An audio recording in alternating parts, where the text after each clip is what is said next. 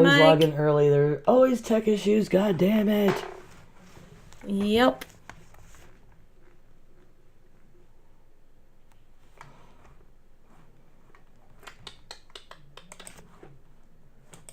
Okay. Bye, Mike. Okay. I see us. Okay. I'm pimping.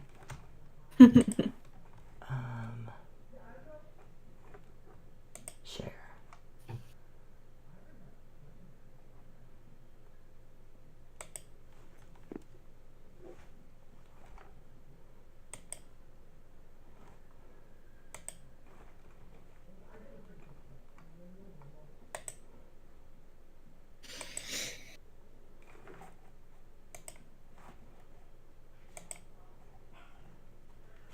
Okay. Alrighty. We're finally good to go. I will push a button and then point at you. And Okay. yeah. Shut up and sit down.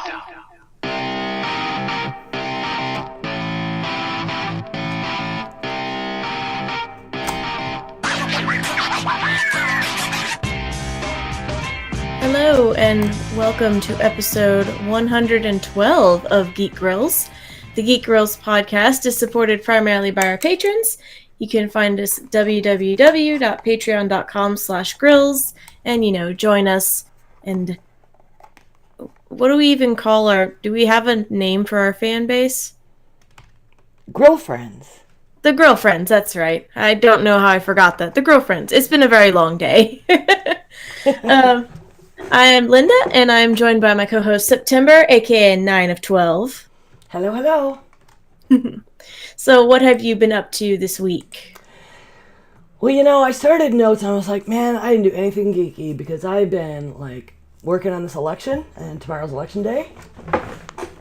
But actually, that's kind of my brand of nerd, so I guess I have. Including today, I was pulling early voting data and looking at how many people already voted and in different precincts in our county and comparing it to the state averages. And yeah, I guess that's kind of fucking nerdy.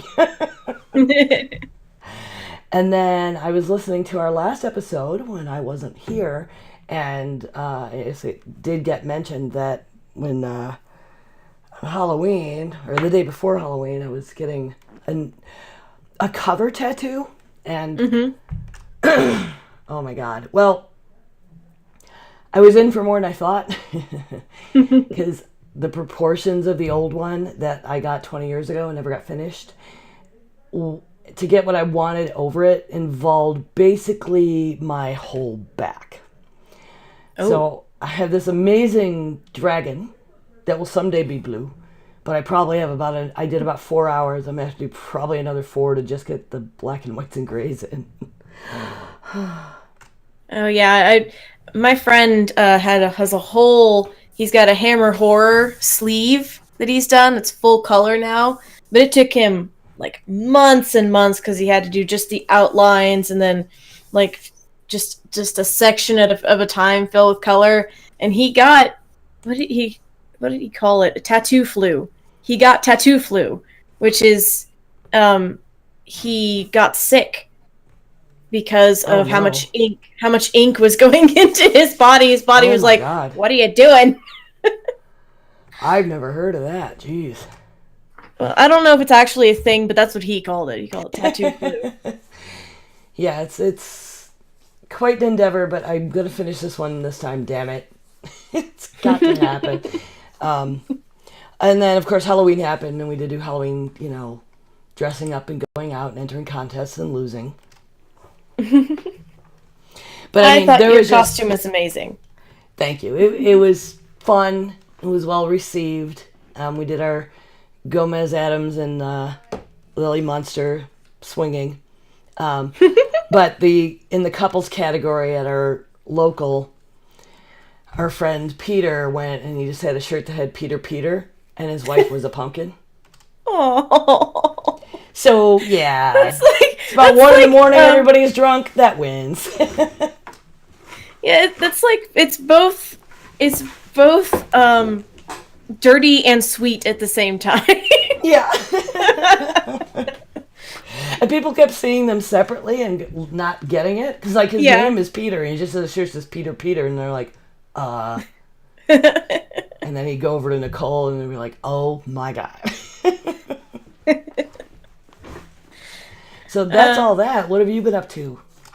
Well, I managed to finish another commission. A friend of mine wanted a vest for one of the LARPs that we play in. So I made her a lovely decorative vest. It's got like red trim on the bottom and yellow trim along the sides, and it's all laced up. Be so fluffy, I'm gonna die! And it's got a little patch of the NPC group that she's part of. So it's a little wolf's head, a little dog's head. Oh, okay, I was wondering what that was. I was like, is that Black Panther? Because I'm really confused about it being a vest. No, she wanted it to be subtle and smallish. So I'm like, okay, I can do subtle and smallish. So I got that done. Don't fall. Okay, it didn't fall. We went out on Saturday night, and we did karaoke, which is I've done karaoke in a large, like a big setting. It was like a bar, but this was an actual, like, you had separate rooms for your party that you had. So there was only like 5 of us that managed to make it there, but we had a small room just to ourselves to go sing karaoke. So it was less nerve-wracking because I was just singing in front of my friends rather than like an entire bar of strangers. It was a lot of fun. Blew out my voice though, because A, I didn't warm up, and B, I sang things that were out of my range. But it was fun. And then NaNoWriMo has started up National Novel Writing Month. I'm making pretty good progress so far. I've written about 9,000 words. Not sure if I'm going to be able to keep it up. There's probably going to be some days when I don't make the goal. There's probably going to be some days when I don't write at all, but I'm going to do my best to keep writing, even if it's not the thing that I started writing. So, well, you're super brave. I've still never attempted it myself. It's like there's not a lot of pressure. It's more pressure on yourself.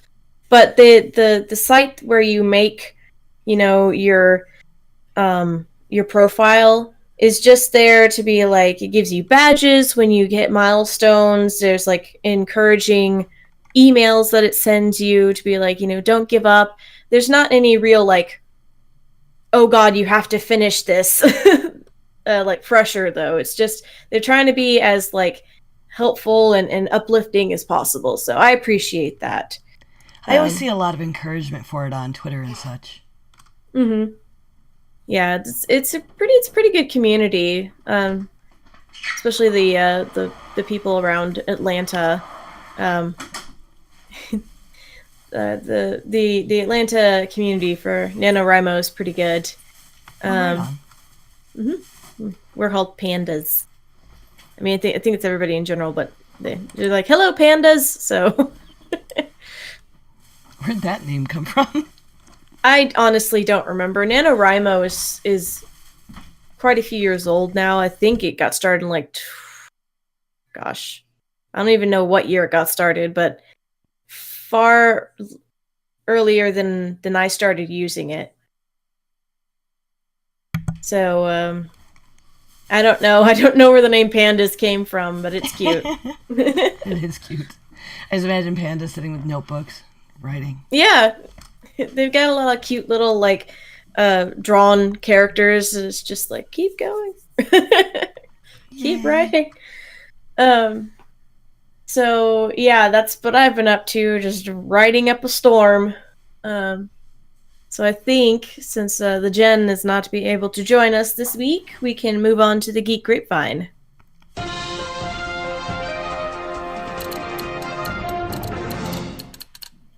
So, the first one here, I believe, is yours. Yes. So, Reverend Barney, who I do the Heresy and Hearsay podcast with, sent me this, and I was like, oh, wow. The Catholic Church has launched its own version of Pokemon Go. Okay. Where children catch saints. So it's called Follow JC Go. I did download it to see what's up, and unfortunately, it looks like it's all in Spanish.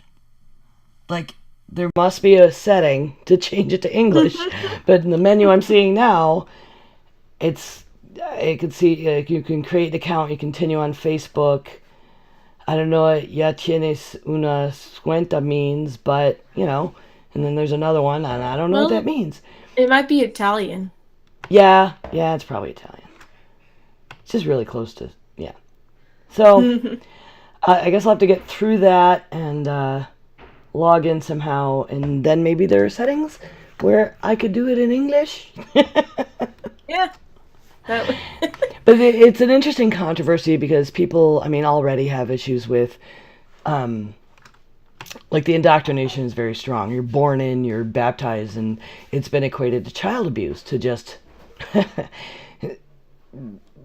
brainwash children that way. And now this is kind of, those people are grabbing onto this as, you know, just trying to grab young people.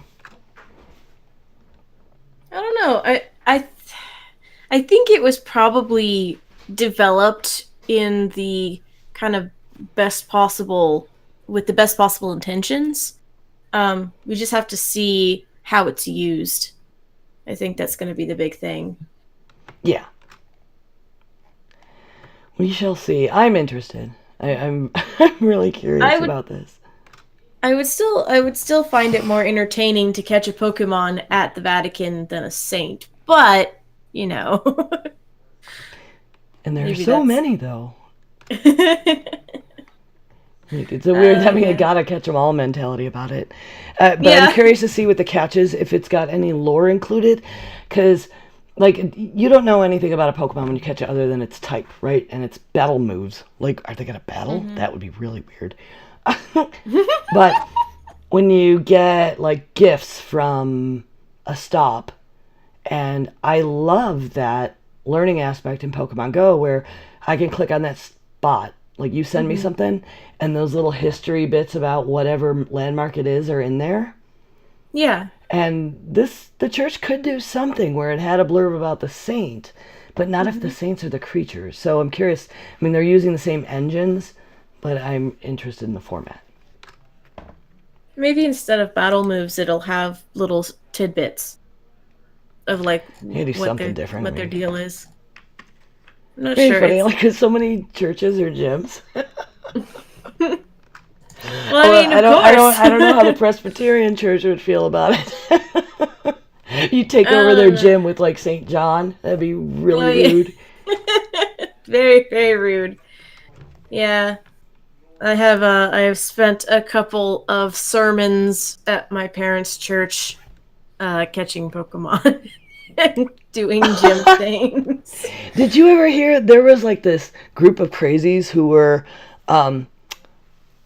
internet crazies, imagine that, talking about demons, like saying at Pokemon, we're like, they're virtual demons and they're invading our churches, and look, they have maps of our land on that Pokemon Go app, and they're just trying to conspire to do us violence. It was incredibly weird and wild. Oh, there's people that don't know how computers and technology works. Right? Holy crap. It's almost as bad as the lady that was like, I'm not going to learn how to use computers because I'm old. It's like, that is the most... That had to be, like, the most selfish thing I had ever heard. Not even selfish, it's not the right word, but, like, self-absorbed. There's this woman that, called in to talk to the owner of the business that I work for, and she's an old friend of his, apparently. And I was like, he's not here. He's going to be out on vacation for, like, 2 weeks, but he's still checking his email. Do you want his email address? And she was like, oh, I don't use computers. I'm too old. I'm never going to learn because I'm too old. And I was like, lady, Okay, then. Okay. I mean, I guess if you don't know what you're missing. I guess. I just... Oy. Anyway. Anyway, what else we got?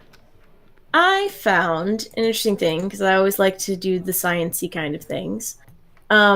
They are making a fleet of drones to help with search and rescue for, like, lost hikers.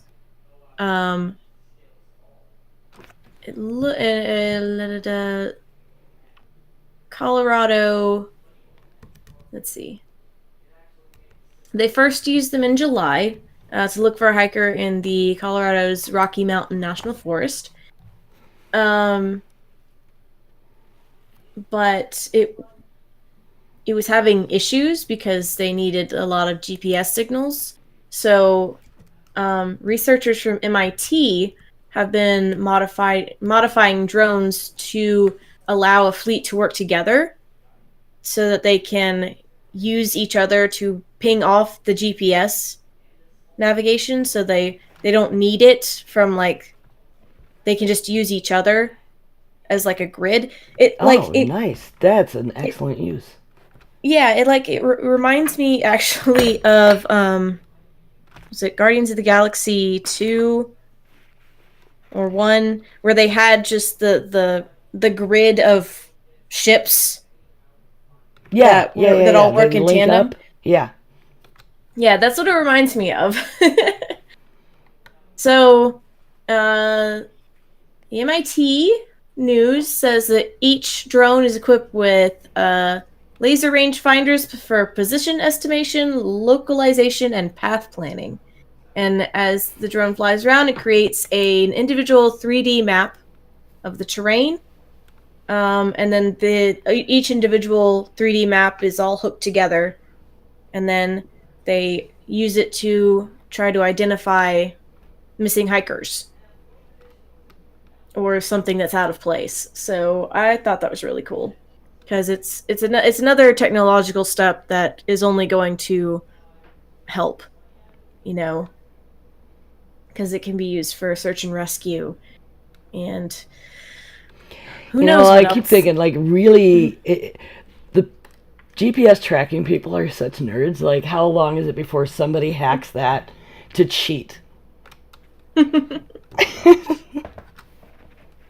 I don't know. I mean, I'm sure someone's tried once already, and they're just gonna try again.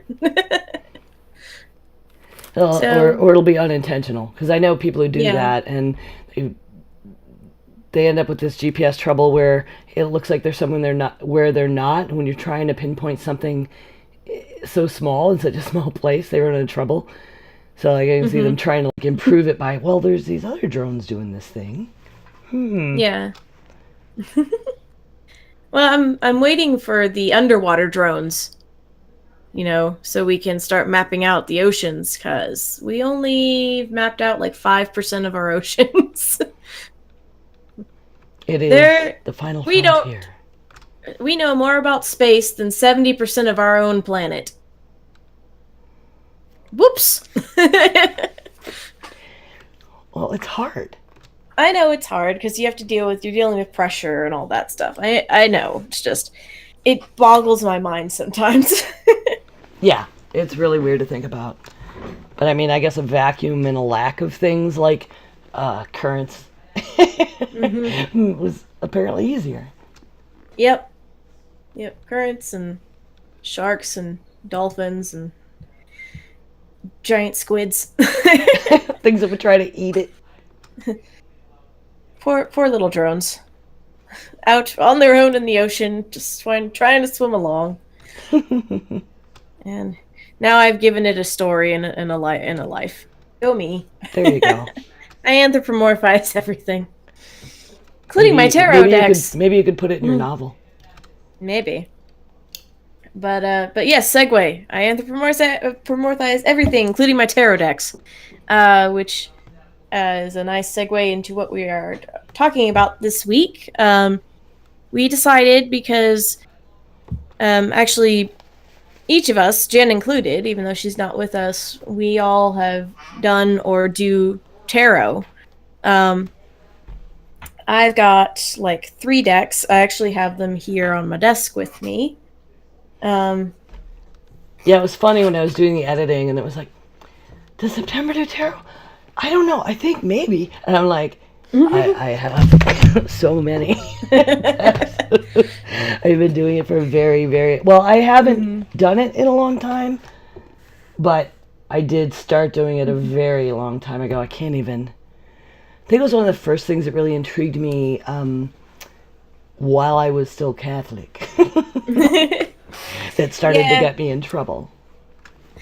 Yeah, I found, again, I do believe this was the episode title for last week, but I found the wiki page for Esoteric Tarot. So take all of this with a grain of Wikipedia salt. Yeah, that's a little sloppy article, I found. Yeah, there was a one that's just about tarot cards, but it's... Well, they have a one for the majors and one for the minors, so it just kind of goes through majors, the decks. minors, you... In order to get like complete history from Wikipedia, you have to go down a couple keyholes. So I know that I believe they got started, like, I want to say get started, but they were recorded as being used from about the 15th century.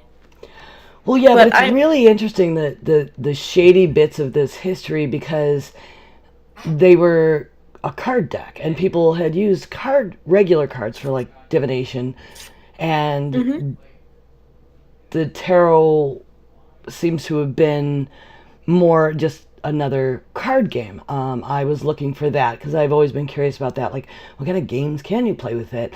And it's very much like a trumping game, like spades, that kind of thing. Oh, yeah. But some, fanatics were like seeing women playing with these cards and going, oh, they're up to something, and decided that it was like this mystical, oh, they're doing divination and we have to punish them. But it seems to have actually branched from there, that people started to actually use them for divination and develop and record methods by which it was done. But and that's where they were claiming it was from, like, Egyptian and stuff. But the Romani have a long history that we don't know if it predates this, when this shit got written down. Yeah, because you wonder if they were just using them as a card game, and then somebody pointed at them and went, "It's a witch," and then eventually they went, "Well, you know what? If I'm going to be called a witch anyway, let's do some divinations." Yeah. I don't know. Especially because of the similarities between that and regular cards, which had been used for divination. I mean, why wouldn't you? And it's not out of the question that they were using it that way. Yeah, it's just... So, I think officially, quote unquote, they're recorded as being started using around the 15th century, but you gotta kind of understand that there's a lot that we don't know about that wasn't written down.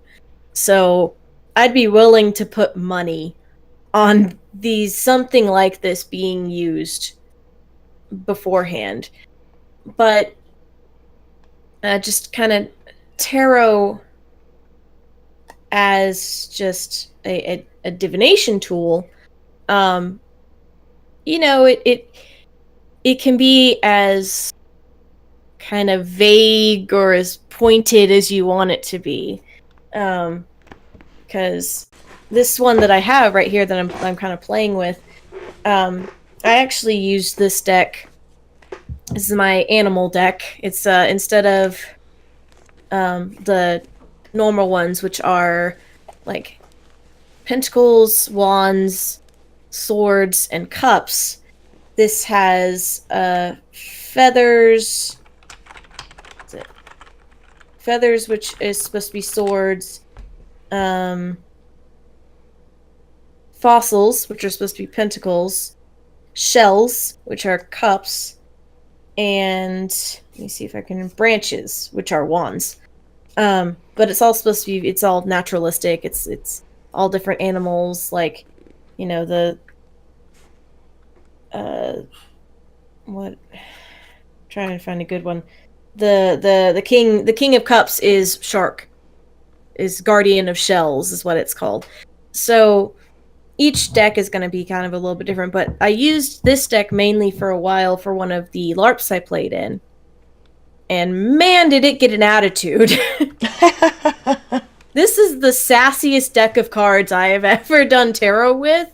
I actually, like, after that game, I stopped playing that game. I put these, like, under my pillow for a couple of days to try and, like, cleanse them, because I'm like, you are still stuck in the game. Oh. These cards don't want to do normal readings. They wanted to do readings for Fracture, which was the game I was playing. And I was like, let's try it. Let's get you back into the real world, shall we? That's an interesting concept to, like, attune it to, actually you instead of your character.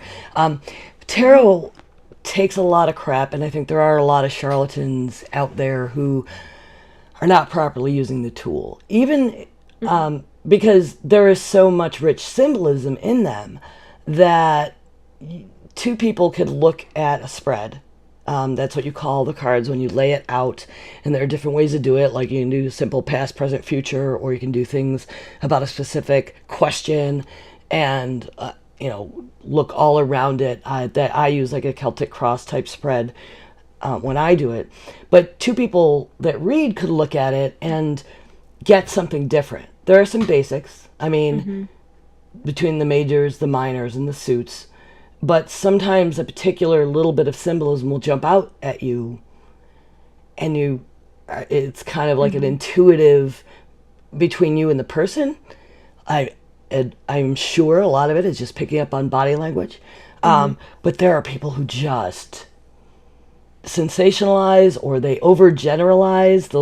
There are certain problems everyone has, right? And that's why people don't believe anything about divination, because you can always say something that people want to hear, or that seems true, and then it makes it all look like garbage. But like, even if you don't believe in it, but you're an intuitive person who's really good at body language, you can use tarot, and it's a communication tool. It's like therapy. Yeah. Well, even like I have a couple, because my memory is terrible, and I'm never going to remember all of the symbolism for each card. So I actually have a couple of books that I use when I'm doing a reading, and I'll go through and I'll see what's kind of, if I've drawn like the Knight of Cups, I'll look through what this book, tells me that means, but I use kind of my intuition to see what grabs me from that description. Like, if it's talking about, for example, the knight as like a person, and I know that they either have just met somebody or they're concerned about someone, depending on how well I know them, I can know that is what that card might be meaning for them. On the other hand, if I don't have that context, that part of the description may not jump out at me, because it may be like, I don't think this is what that card means. And I even have, like I said, I have a couple of different books for different decks that I use for different readings, because the like my animal deck does very different reads than, say, my Deep Woods deck, which is another deck I have. Oh, this one is less sassy, but it's got like it's not even Norse. It's Celtic. It's got like a Celtic gods, Celtic folklore kind of feel to it. Like, it's got like the Green Man and that kind of iconography. Yeah. I have some neat ones I'd like to show you.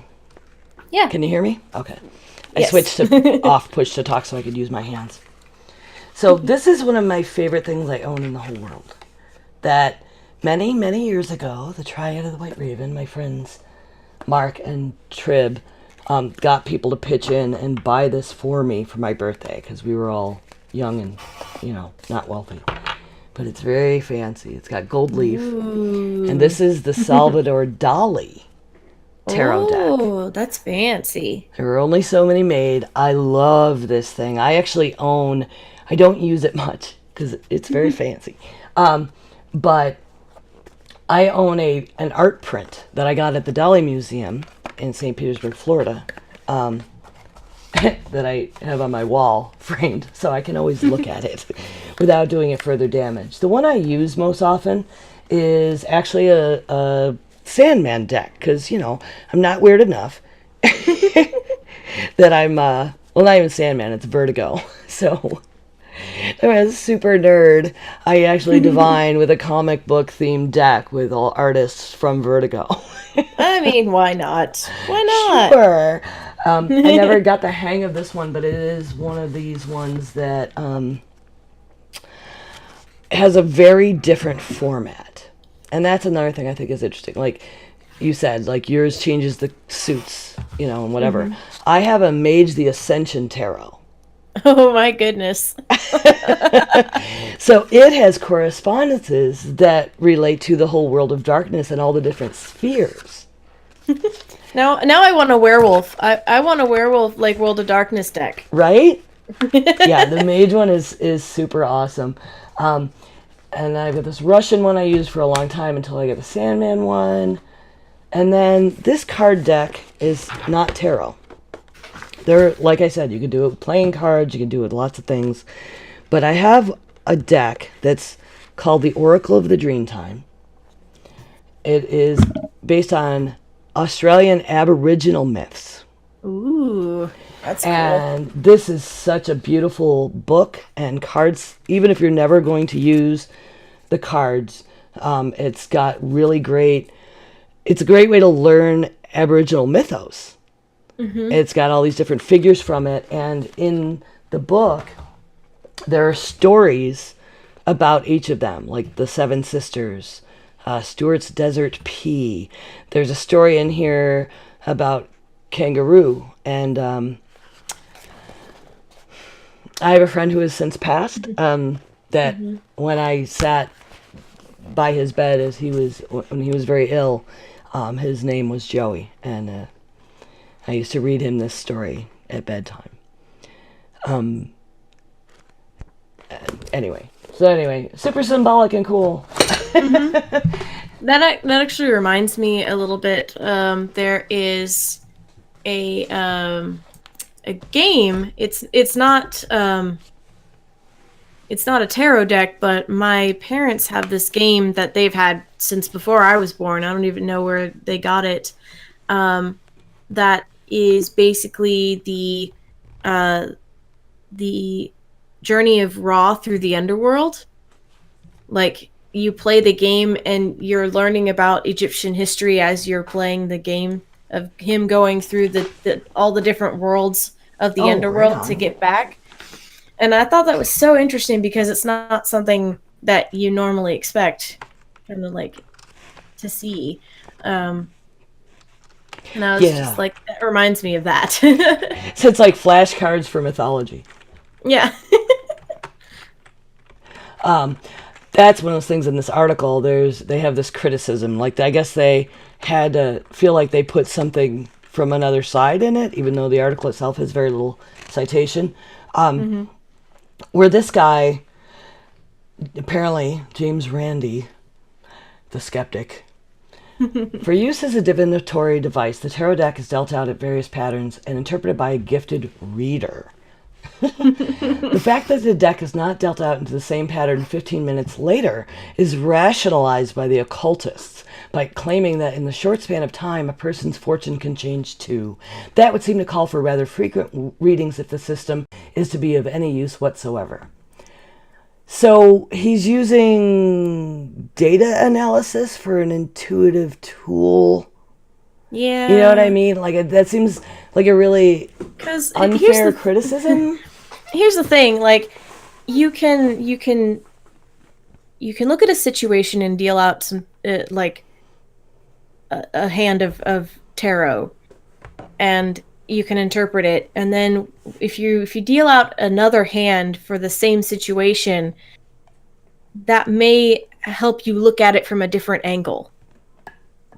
That tarot to me is what I would call like this is going to be silly, practical magic.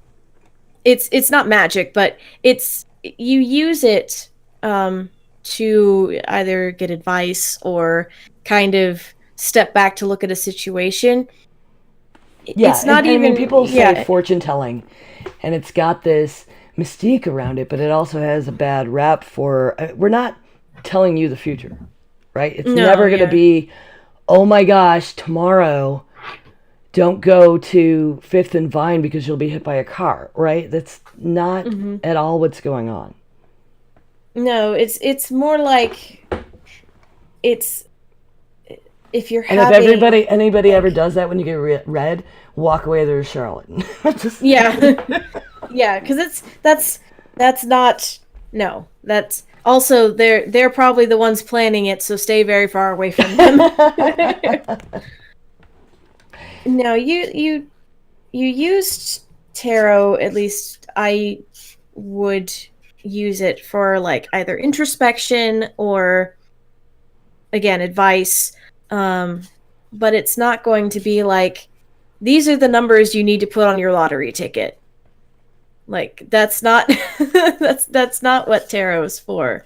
If you want to do a Celtic cross and use all those numbers on your lottery ticket, by all means go for it. But it's not gonna guarantee that you're gonna win anything.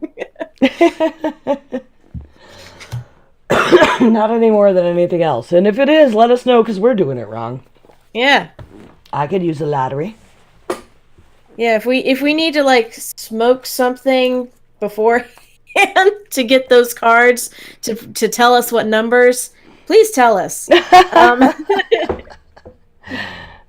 right. Were we doing the ritual wrong? Yeah, probably doing the ritual wrong. Yeah, I've had interesting. Have you ever read for money? Not real money. I've read for game money. LARP money. LARP money. I read for LARP money, but I've never actually done a reading for like actual money. Yeah, me neither. I don't know how I feel about it. To me, tarot is kind of just fun. Also, if I'm doing I actually did notice if I'm doing readings and I'm doing accurate readings, which I actually managed to do for the characters of that LARP that I was playing, it was very odd. I get tired.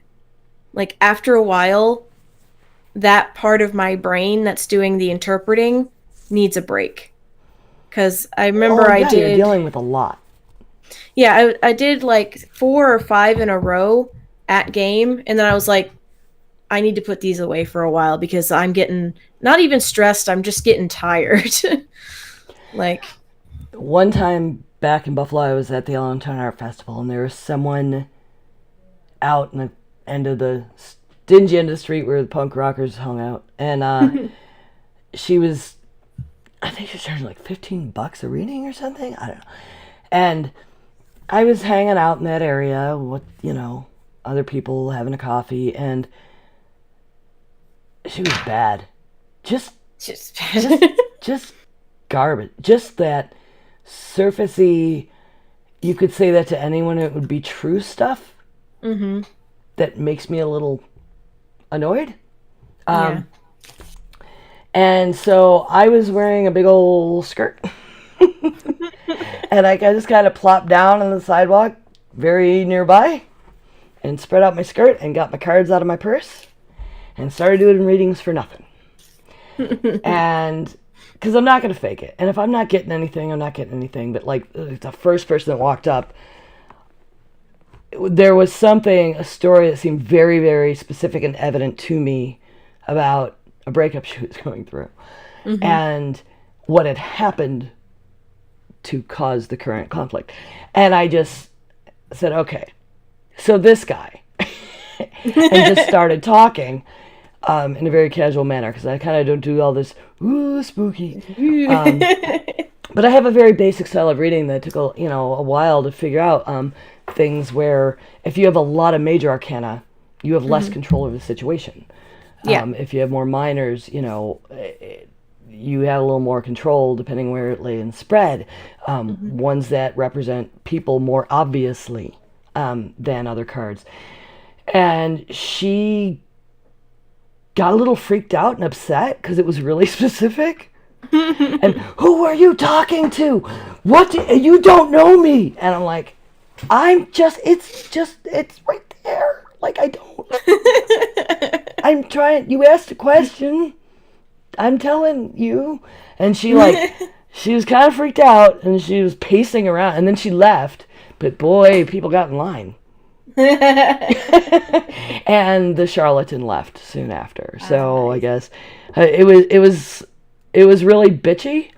But it was like the right thing to do. I really felt strongly that like I do know people that do it as part of their income, and to give it a bad name isn't okay. If you're gonna do it as part of your income, be good at it. Don't be wishy-washy. Oh yeah, like for me, a lot of the times the major arcana represent people.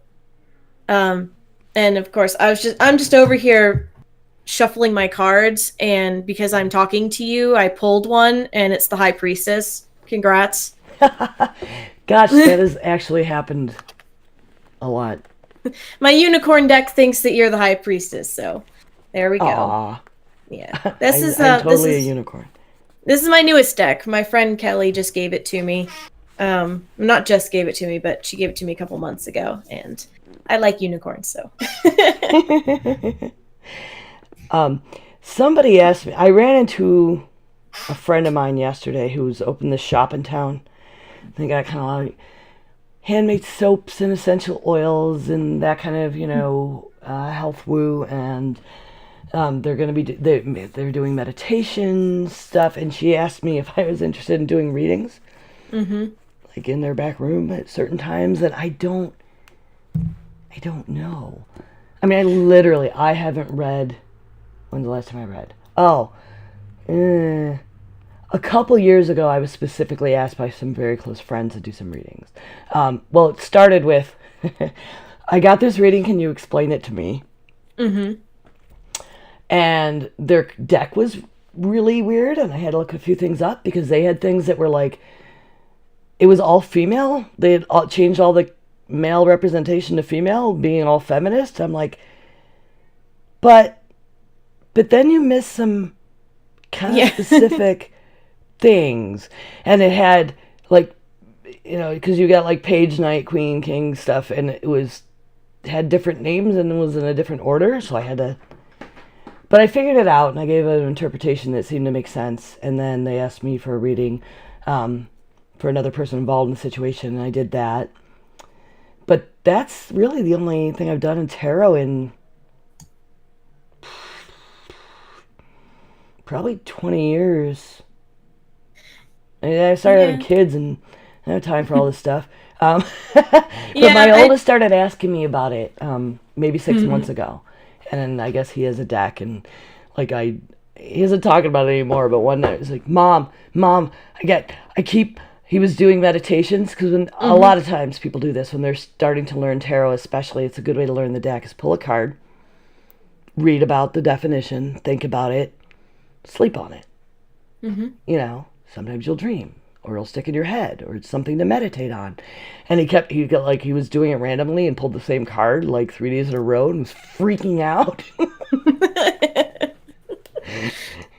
So that shouldn't happen. Obviously, your deck thinks you haven't gotten it yet.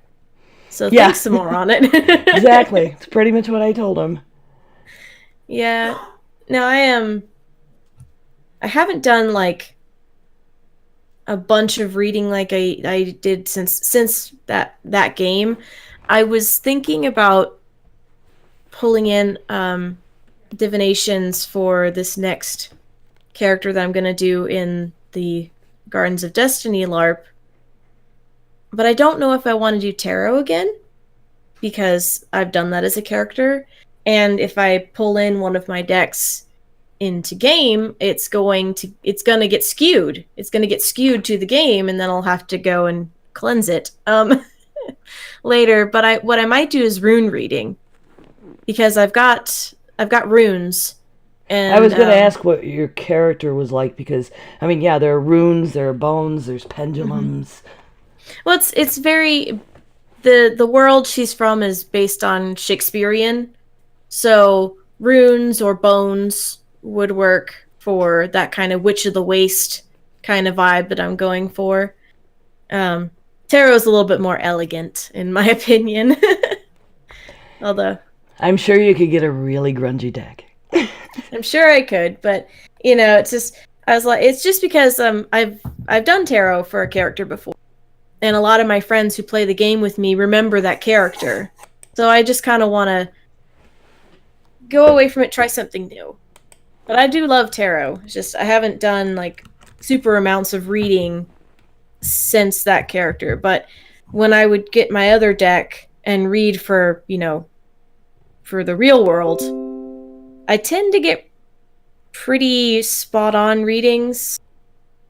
But like I said, doing it for multiple people just tires me the hell out. I get tired. I think there's a lot of that we don't even, think about. I mean, you could write it all off to like an esoteric power, but there is a lot of awareness. It's a lot of interaction, mental, like little things like that lie detector we have built in. We don't even realize that you're not. And I think when you're doing something, and tarot is another one of those tools, like most things of an esoteric or an arcane nature, where it's just helping us tune into instincts we don't always use. Mm-hmm. So their eye movements, their body language, their pupils dilating, their reaction to something you say leads you through this path with all that symbolism that we don't remember exactly what that means, but like you're like accessing that file somewhere in your brain, and it can definitely be so mentally exhausting. Yeah, because I remember one specific reading where I pulled out, it was just like a small 3-card reading of like past, present, future kind of reading. And the middle card, which was the present card, I immediately was like, that's a person. And that person is giving you trouble. I don't know, it was one of those things that just kind of clicked right away. And her eyes got just like huge, and I was just like, Yep. It's amazing, weird thing when you nail it. Like, don't let this person bully you around. She got out of that relationship later, which was good. I don't think it necessarily had anything to do with my reading, but it was probably just one thing along a long line of warning signs that she finally paid attention to. Well, good. I mean, very much said. Like it's a lot like that. I think people go for readings, and it's a form of therapy. Mm-hmm. I do like it, and I like all the imagery and symbolism, and I've seen some gorgeous decks that I would love to have.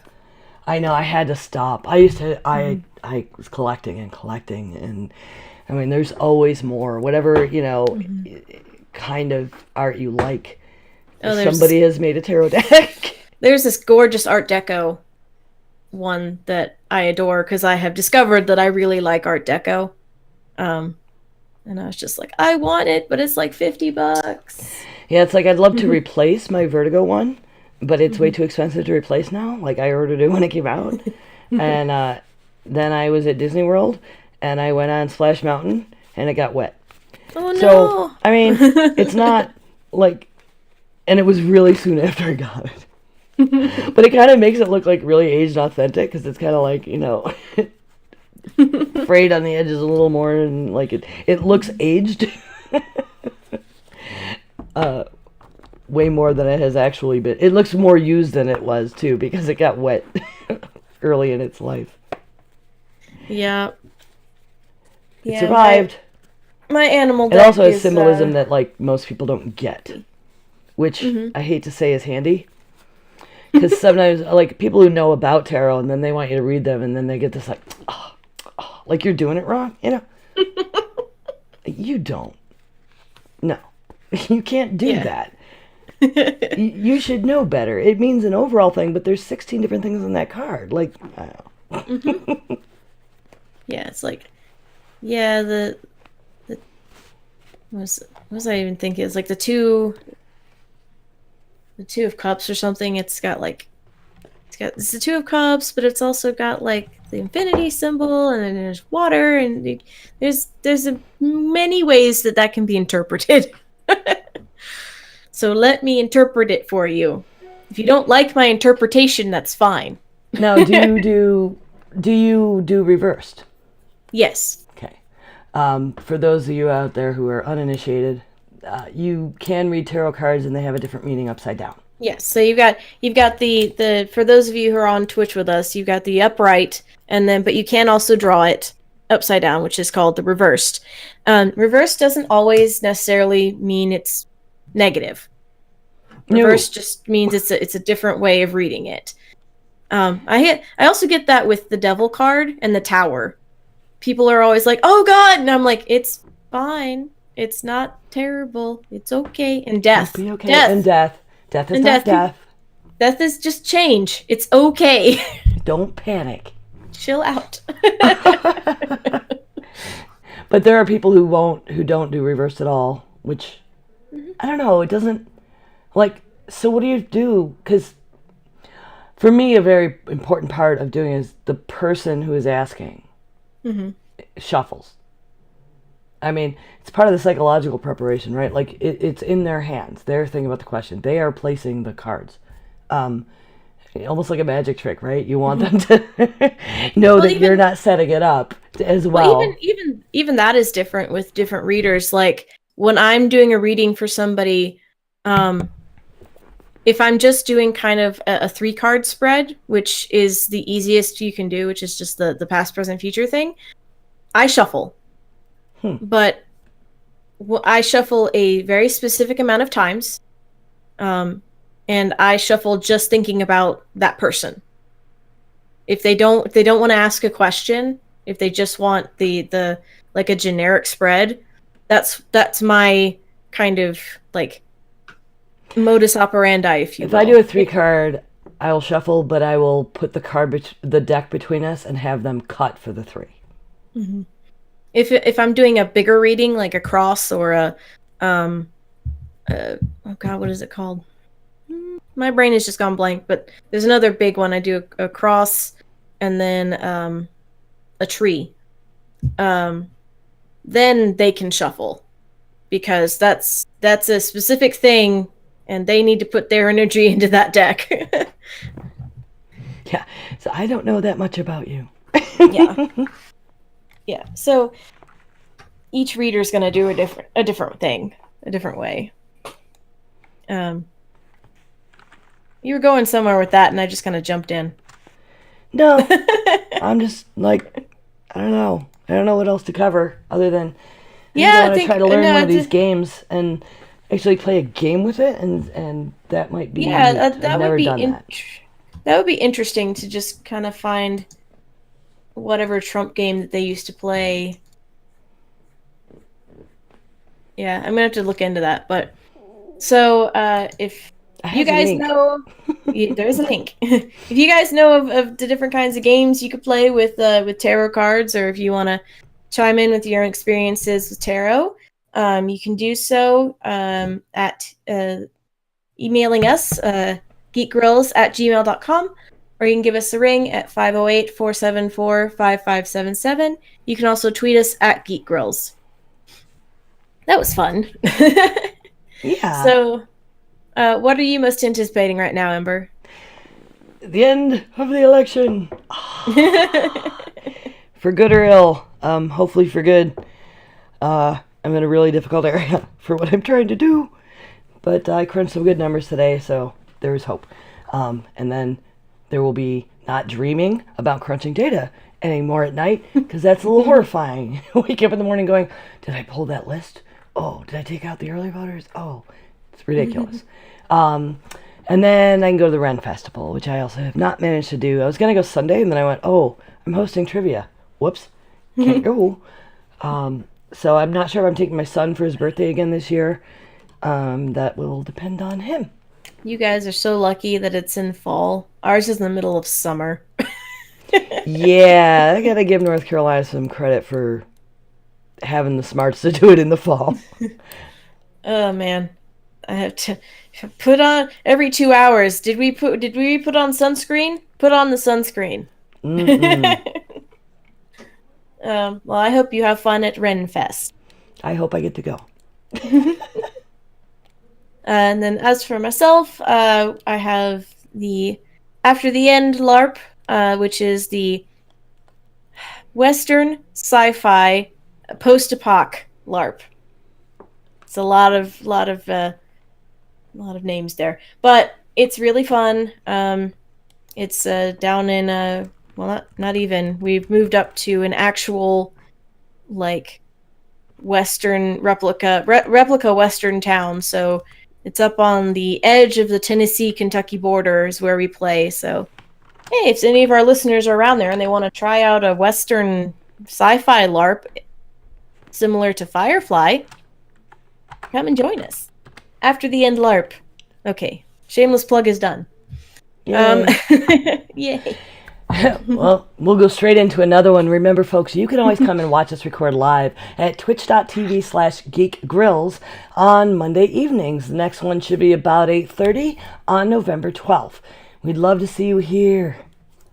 Yes. In addition to subs and bits we get on Twitch, we're supported by our amazing patrons. They are the greatest grill friends on the internet. You can become a patron by going to www.patreon.com/grills. And if you can't leave us bits or become a patron, you can always leave a review on any of your podcast catchers. They help our rankings, which helps people find us, which is awesome. You can also join our Facebook page, and you can follow us on Twitter if you'd like to help us spread the word there. So, where can we find you on the interwebs, Amber? I can be found at 9of12, that's NINEOF12 on Twitter and Twitch, and on YouTube doing the Heresy and Hearsay show. We will start recording that again next Wednesday. Alrighty, cool. You can also listen to me talk about women in gaming on Glitter Dice podcast, which comes out on the 1st of every month, and you can find me here on Twitch under the name True Noob. That's TRUN00B, and you can find Jen at The Jen Says on Twitter, streaming on Twitch at The Jen Plays, and you can find everything that she does at thejensays.com because she owns it. She owns the shit out of that URL. Thanks for listening, everyone. Good game. GG! Diamond Club hopes you have enjoyed this program. And we throw our cult sign and our throw that there. Who are we throwing to? Who are we throwing to? Man, I don't know. Mike is still on. I was hanging out with him before I came on, and he talked us up again, which he does. Is Domestic Dan a Diamond Club? I don't know. Not sure. So there's another problem with Jen here. I really need to build a proper list of, I'm logged in as Geek Grills. All right, I have to collate and make sure Geek Grills are following all the Diamond Club people, because that's what we're supposed to throw to. I think only one show title got put in. Well, that's the show title then. Super symbolic and cool. So I'm good with Mike. You good with Mike? I love Mike. What do we want to say to Mike? We need a raid call. He was talking about elections earlier, and somebody went in, anonymously called themselves Mike TV, Vote Mike TV for Czar, and donated $666 to his stream. I thought he was going to cry, and I'd cry. Oh my God. you imagine if somebody just dropped $600 on us? Oh, my heart. They did it for a bit, but I'm also happy. Yeah, I mean, holy cow. Yeah. So, maybe we can throw it back in that and say Geek Girls want you to vote. Yeah. Let me Geek see. Girls want you to Geek vote Mike TV. Girls want you to vote Ike TV. Oops. I'm typing it in so we can put our little emote in there. And copy it and paste it. Use the right buttons. I have to use the right buttons. That would be good. And raid Ike TV. See y'all another time, folks. Yep. I hope the Thanks Twitch for joining. hopefully didn't lose everything, by the way, because earlier it got an error. Yeah, earlier Twitch had a burp. Yeah. Hopefully we'll have it all.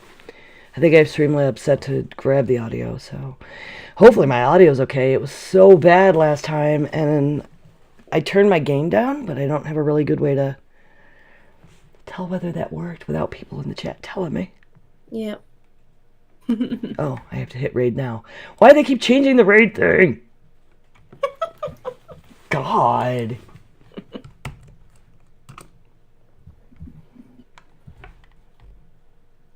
He's off. Oops. It says he's on Oh well. in the follow channels. Yeah. And then I went there and it's giving me... No, that's not my TV. And oh, what the hell. It's giving that Twitch machine unplugged. Oh, nope, there he is. Awesome. Okay. There he goes. I fixed. My computer's stupid. Alright, cool. What's next week? My turn. Like I said, I don't know if I'm going to be. I don't know I don't know if I'm going to have students because I don't know who's going to show up because it's a free class. So Yeah. And people suck at RSVP. Yeah, I'll let you know if I am going to make it. If not, you will hear from me on Discord. But, okay. Merp. Okay. Merp. Okay. Minimize that. Oh my goodness. That was fun. I like talking about tarot. Yeah. I kind of wish we'd all been here, but that's okay. Yeah. We can't ever seem to pull that off anymore. I pulled a card while we were talking about that, and I was like, hey, pull a card for the grills while I'm doing the cast and see what happens.